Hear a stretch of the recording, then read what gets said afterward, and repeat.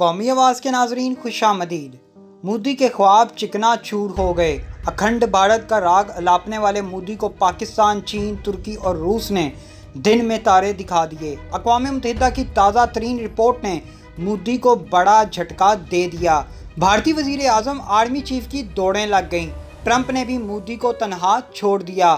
بھارت کی تمام فائلیں کھل گئیں۔ مودی کٹہرے میں۔ کشمیر میں ظلم کی داستان کا سارا کچا چٹھا کھل کر سامنے آ گیا۔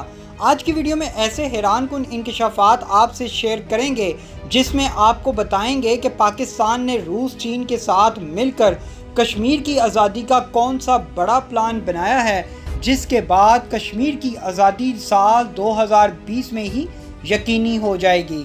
دوستو، ویڈیو میں آگے بڑھنے سے قبل اگر آپ نے قومی آواز کو ابھی تک سبسکرائب نہیں کیا تو اسے سبسکرائب اور بیل آئیکن پر کلک ضرور کریں، کیونکہ یہ میری اور آپ کی نہیں بلکہ پوری قوم کی آواز ہے۔ دوستو، اقوام متحدہ کا بھارت کو بڑا جھٹکا۔ مودی سرکار کے ہوش اڑ گئے۔ اکھنڈ بھارت کا خواب چکنا چور ہو گیا۔ اقوام متحدہ میں پاکستان نے بھارت کا سارا کچا چھٹا کھول دیا۔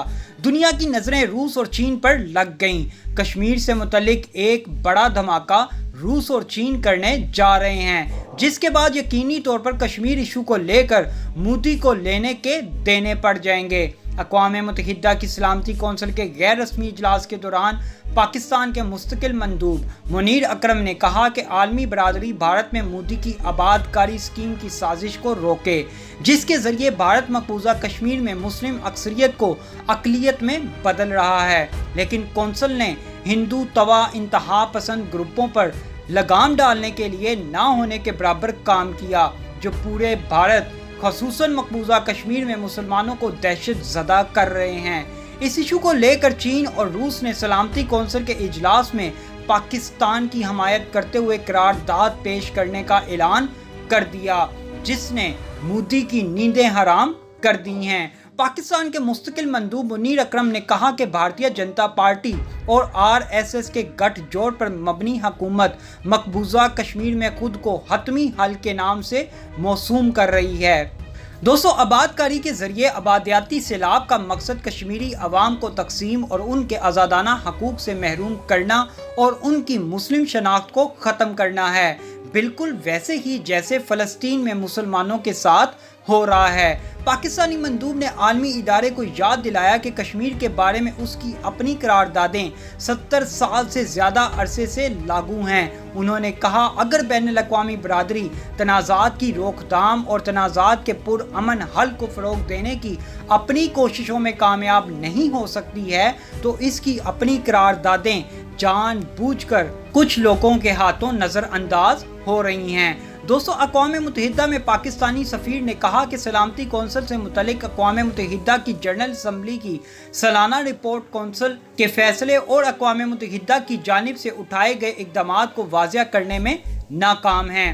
انہوں نے کہا کہ اقوام متحدہ کی جنرل اسمبلی رکھی گئی معلومات پر کوئی کارروائی نہیں کر رہا۔ انہوں نے دہشت گردی، فاشنزم اور استعمار سے نمٹنے کے لیے کونسل کی کوششوں پر توجہ دینے کی ضرورت پر زور دیا۔ منیر اکرم نے کہا کہ کونسل نے انتہا پسندی اور فاشسٹ ہندو توا گروپوں کے ذریعے دہشت گردی کو نظر انداز کرتے ہوئے القاعدہ اور داعش کا مقابلہ کرنے پر توجہ دی ہے، لیکن سلامتی کونسل کشمیر میں ہونے والے مظالم پر آج تک کوئی ایکشن نہیں لے سکا، جہاں عالمی میڈیا کی زبان بندی تک جاری ہے۔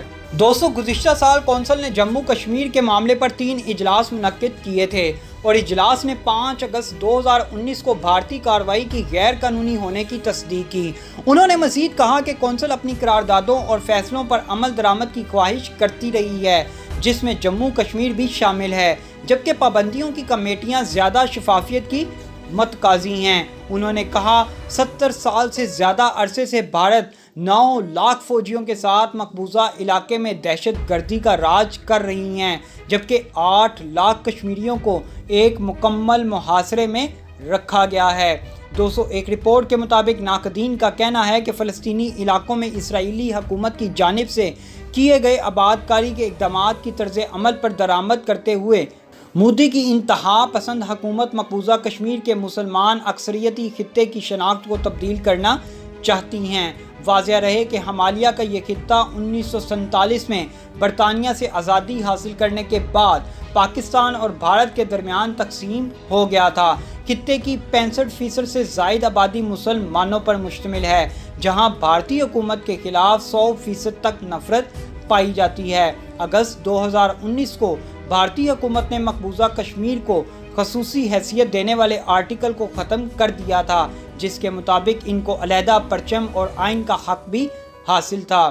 دوستو، بھارت کی ہندو انتہا پسند تنظیم راشٹریہ سیوک سنگھ، جو بھارتیہ جنتا پارٹی کی پیرنٹ جماعت بھی ہے، کی جانب سے مذکورہ اقدامات کو کشمیر میں نافذ کرنے کے لیے کئی عرصے سے مطالبہ کیا جا رہا تھا۔ علاوہ ازیں نریندر مودی کی حکومت نے مقبوضہ کشمیر میں نافذ خصوصی رہائشی قوانین کو بھی ختم کر دیا ہے، جو 1927 سے نافذ تھے اور ان کے مطابق صرف مستقل رہائشی کو ہی زمین اور جائیداد خریدنے، جبکہ سرکاری ملازمت، یونیورسٹیز میں جگہ اور مقامی انتخابات میں ووٹ ڈالنے کی اجازت تھی۔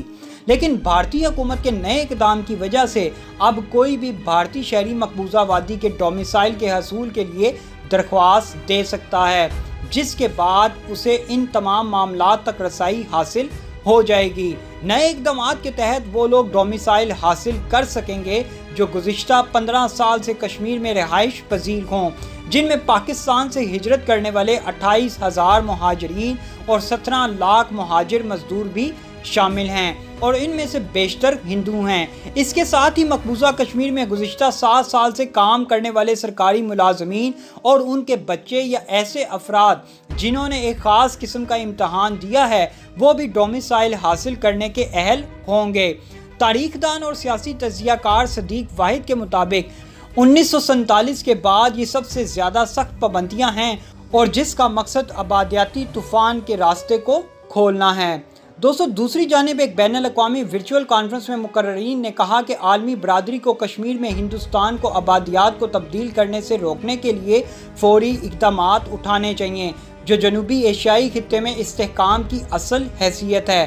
کانفرنس میں اپنے خطاب میں پاکستان کے وفاقی وزیر اطلاعات شبلی فراز نے کہا کہ اقوام متحدہ کو بھارت کو مقبوضہ جموں کشمیر کی آبادی اور الگ الگ شناخت کو بدلنے سے روکنے کے لیے فوری اقدامات کرنے چاہیے۔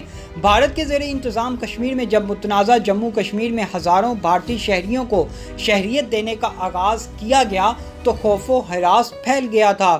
فراز نے مطالبہ کیا کہ بین الاقوامی قانون کی مسلسل خلاف ورزی کے لیے بھارت کو جواب دہ ہونا چاہیے۔ ترکی کے حکمران انصاف اور ترقی پارٹی کے رکن قانون ساز علی شاہین نے کہا کہ مسئلہ کشمیر جنوبی ایشین خطے میں امن و استحکام کا بنیادی مرکز ہے۔ حال ہی میں بھارت اور چین کے مابین ہونے والی جھڑپوں نے دنیا کو یاد دلایا ہے کہ خطے میں صورتحال کس قدر نازک ہے۔ علی شاہین نے دلیل دی کہ خطے میں پائے جانے والے مسائل کی اکثریت مسئلہ کشمیر کے حل نہ ہونے والے سرحدی مسائل کے ارد گرد تیار ہوتی ہیں۔ انہوں نے کہا کہ اقوام متحدہ کی سلامتی کونسل کی قراردادوں نے فیصلہ کیا ہے کہ ریاست جموں کشمیر کا حتمی فیصلہ وہاں کے لوگوں کی خواہش کے مطابق کیا جائے۔ یہ ایک آزاد اور غیر جانبدارانہ رائے شماری کا جمہوری طریقہ ہے جو اقوام متحدہ کے زیر اہتمام منعقد ہوا۔ انہوں نے کہا کہ پاکستان کے مثبت اور پرامن اقدامات کے باوجود ہندوستان نے اس کال کو متعدد بار مسترد کیا ہے۔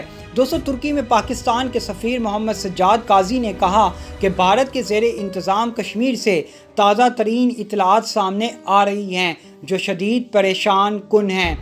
کشمیریوں کے حقوق زندگی کی خلاف ورزیاں معمول ہیں، ماورائے عدالت قتل اور حراستی اموات ہوتی رہتی ہیں۔ صرف اس سال 100 سے زیادہ کشمیری نوجوان ہلاک ہو چکے ہیں۔